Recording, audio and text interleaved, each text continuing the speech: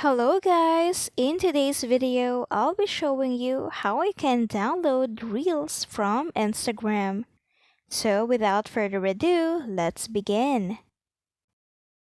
First, you want to go to your Reel page and then select the video that you want to download.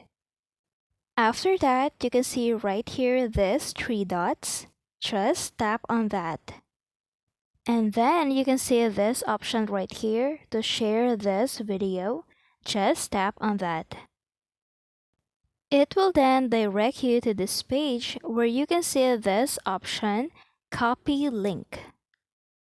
Now, after copying the link, go to your favorite browser and then search for Save Insta. After that, go to this website, Save Insta.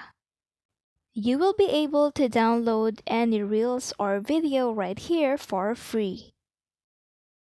So now what we're going to do is to paste the link right here. And then after that, just tap on View. And then what you're going to do is to scroll down until you see Download Video.